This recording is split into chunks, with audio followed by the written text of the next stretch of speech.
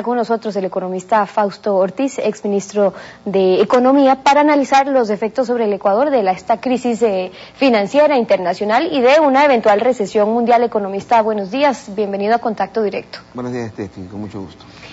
Empecemos viendo lo que dijo aquí el presidente del directorio del Banco Central, el economista Diego Borja, respecto a las reservas de libre disponibilidad.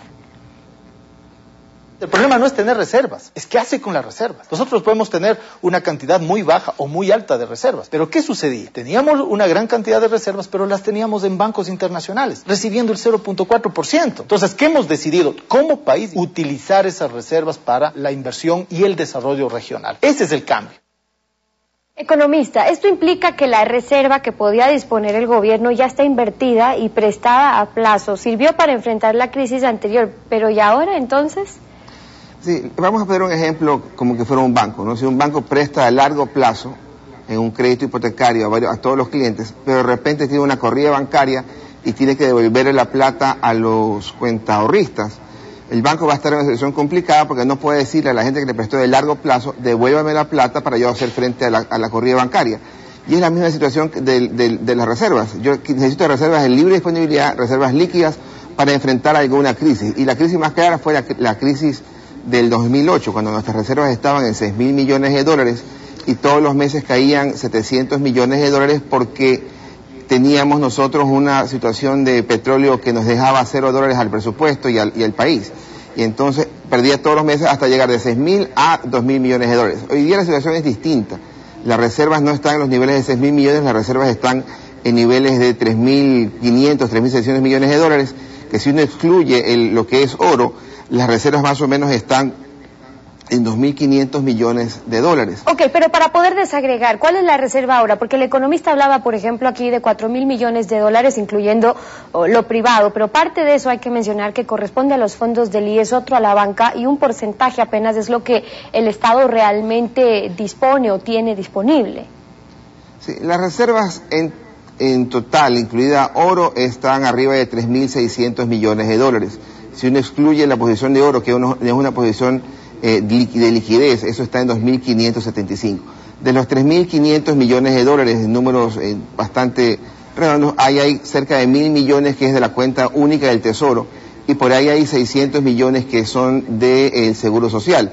El resto de liquidez está destinado a lo que son activos y pasivos, de los cuales hay depósitos de la banca también. Pero para el final del día, lo que el gobierno, para ver si que tiene plata para poder actuar en el sector público, donde el gobierno representa el 40% del Producto Interno Bruto, el gobierno tiene en la actualidad 1.000 millones de dólares en la cuenta única y con un ingreso petrolero que todavía está generando divisas suficientes para no hacer que las reservas caigan. El problema estaría cuando las reservas empiecen a verse afectadas, cuando el precio del petróleo baje quizás de $60, que estamos bastante lejos de aquella circunstancia. Y en esto hay que acotar también que las reservas son del sector privado, no solo de los bancos, que solamente son depositarios de dineros ajenos.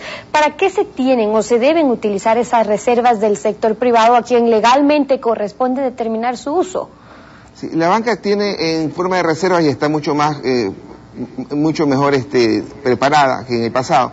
La banca tiene una gran cantidad de depósitos en banca del exterior, que eso no está en reservas, esos son simplemente depósitos en el exterior, que el gobierno los ha tratado de controlar con el dichoso índice de liquidez para que la banca tenga una liquidez local mucho mayor que en el pasado. Pero la banca igual tiene un índice de liquidez bastante bueno con reservas para hacer frente a cualquier situación en el exterior. Y en el interior la banca estará en niveles de encaje quizás bordeando los 1.000 millones de dólares, es decir, del total de depósitos que superan los 20.000 millones de dólares, tiene la banca entre reservas del exterior y reservas locales una posición bastante importante.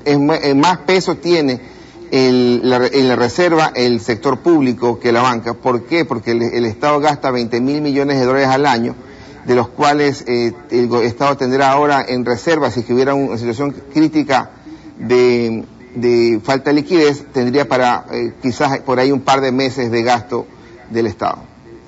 El gobierno ha tenido una política clara sobre el gasto público, más gasto, pero sí estamos evidenciando que no tendría las reservas suficientes disponibles, digamos, al momento. En caso que se llegara a dar una crisis parecida a la del 2008, por ejemplo, ¿no es urgente mejorar la calidad del gasto, pero además saber cómo escoger qué se debe restringir y qué gasto sí es necesario.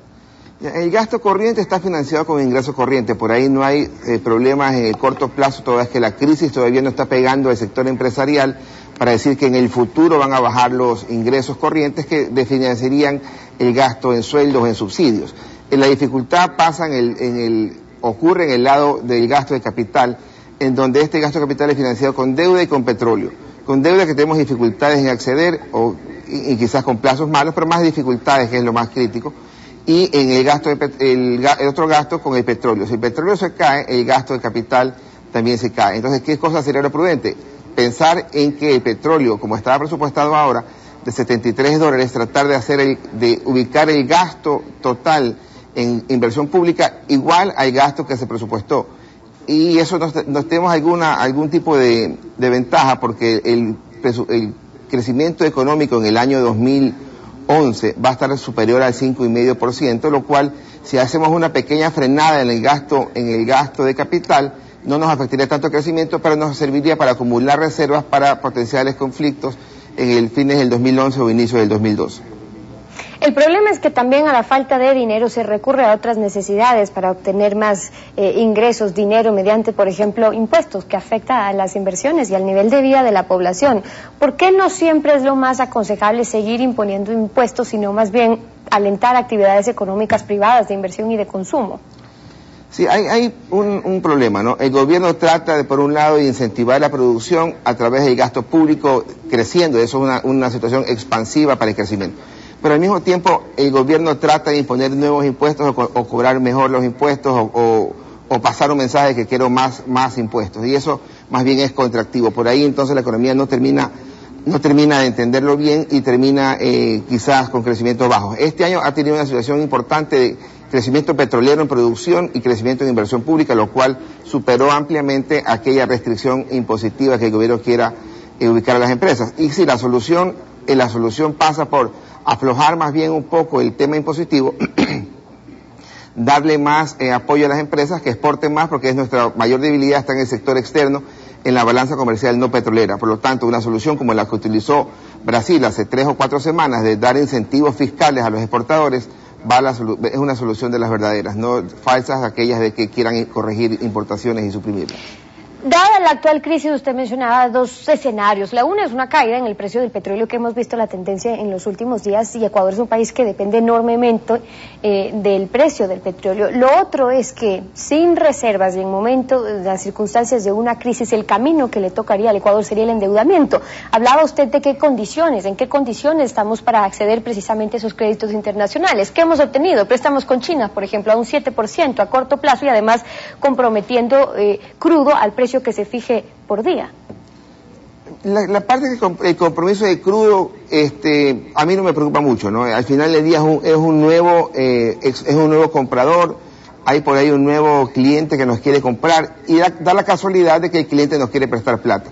La parte que me preocupa es la línea de crédito de este cliente, es decir, ya mejoraron las condiciones, ya no es una preventa a 2 años plazo, ahora es un crédito a 8 años plazo.